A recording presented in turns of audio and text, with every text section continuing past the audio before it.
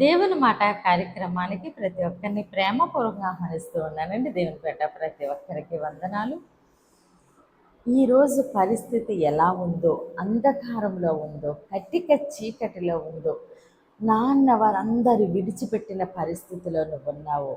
ఎలాంటి పరిస్థితిలో ఒంటరిగా ఉండి నువ్వు కన్నీరు కారుస్తున్నావు. దేవుడు నీ కన్నీరు చూస్తున్నారు. అంతేకాకుండా దేవుడు అంటున్నారు, నేను నీతోనే ఉన్నాను, భయం ఎందుకు. మనుషులు నిన్ను విడిచిపెట్టారేమో, నీ యొద్ద నుంచి ధనము తీసుకుని, బంగారం తీసుకుని, ఆస్తి తీసుకుని మోసం చేశారేమో, లేదంటే నేను నీకు సహాయం చేస్తానని మాట ఇచ్చి వాళ్ళ మాట తప్పిపోయారేమో. ఏ విధంగా నువ్వు ఒంటరి పరిస్థితిలో ఉన్నావు. అయితే దేవుడు భయం ఎందుకు, నేను నీతోనే ఉన్నాను అని దేవుడు మాట్లాడుతున్నాడు. కాబట్టి ఎలాంటి పరిస్థితిలోనైనా నిజం చెప్పాలంటే ఒంటరి పరిస్థితిలో, బలహీన సమయంలో మనకు సమీపంగా ఉండే దేవుడండి. కాబట్టి ఆయన ఎలాంటి పరిస్థితులను మనల్ని విడిచిపెట్టే దేవుడు కాదు. ఈరోజు దేవుడు మనతో వాగ్దానంలోంచి మాట్లాడుతున్నారు. హగ్గై 2వ అధ్యాయము 5వ వచనము. మీరు ఐగుప్తు దేశంలో నుండి వచ్చినప్పుడు నేను మీతో చేసిన నిబంధన జ్ఞాపకము చేసుకునుడి.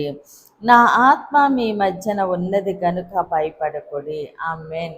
దేవుడి రోజు మనతో మాట్లాడుచున్న ఆయన మంచి మాట, నా ఆత్మ మీ మధ్యన ఉన్నది గనుక భయపడకుడి. ఆమేన్. దేవుడు ఈరోజు నీతో నాతో మాట్లాడుతున్నారు. మనకు కలిగిన భయములు, మన పరిస్థితిని చూసి.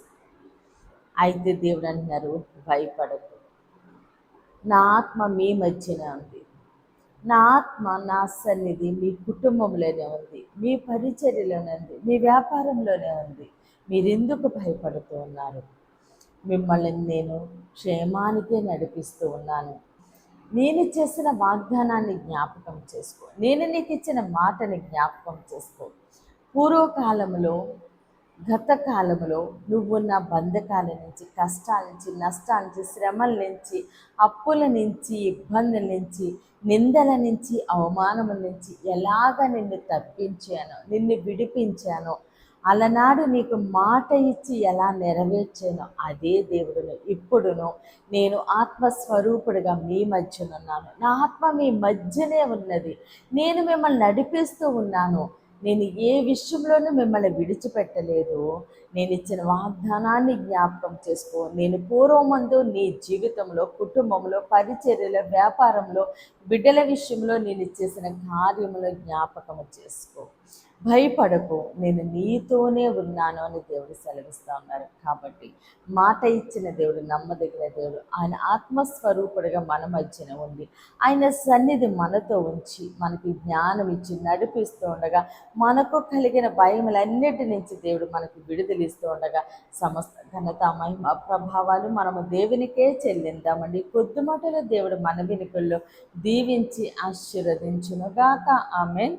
ప్రేర్ చేసుకుందామండి. అందరి కన్నులు మూసుకుని ప్రేర్లు ఏకీభవించండి. మహోన్నతుడ, మహాగణుడ, పరిశుద్ధుడా, నీకే స్తోత్రాలు, వందనాలు దేవా. తండ్రి ఇచ్చిన వాగ్దానం మా జీవితాల్లో నూరంతలుగా ఫలించిన గాక. దైవజనులు, వారి కుటుంబాలు, సంఘాలు, పరిచర్యలు యేసు నామములోనే దీవించబడును గాక. యెరూషలేముకి యేసు నామములోనే క్షేమము కలుగును గాక. ఈరోజు పుట్టినరోజు, పెళ్లి రోజు జరుపుకున్న ప్రతి ఒక్కరికి సంవత్సరం ఒక ఆశీర్వాదకరముగా ఉండును గాక. దేవుని మాట పరిచర్యలో పాలిభాగస్తులై భారం కలిగి ప్రార్థన చేసిన ప్రతి ఒక్కరిని దేవుడు బహుగా దీవించి ఆశీర్వదించునుగాక. యవ్వన బిడ్డల చుట్టూ వేసినాములు అగ్ని కంచె ఉండును గాక. ఎగ్జామ్స్ రాసిన ప్రతి బిడ్డకి వేసినాములో గొప్ప విజయం కలుగును గాక. యవ్వన బిడ్డలకి వేసినాములో మంచి భవిష్యత్తు కలుగును గాక. మూయబడిన ప్రతి గర్భము యేసు నామములనే తెరవబడును గాక. వివాహాలు కావలసిన బిడ్డలకి వేసినాములో ఘనమైన వివాహములు జరుగును గాక. అయ్యా, ప్రతి ఒక్కరిని, ప్రతి కుటుంబాన్ని నీ చేతులకు అప్పగిస్తూ ఈ చిన్న ప్రార్థన పాత సన్ని చేర్చుకోమని యేసుక్రీస్తు అతి పరిశుద్ధ నామమున బ్రతిమాలి వేడుకున్నాం మా తండ్రి. ఆమేన్, ఆమేన్, ఆమేన్. దేవుడు మిమ్మల్ని, మీ కుటుంబాన్ని దీవించి ఆశీర్వదించును గాక. ఆమేన్.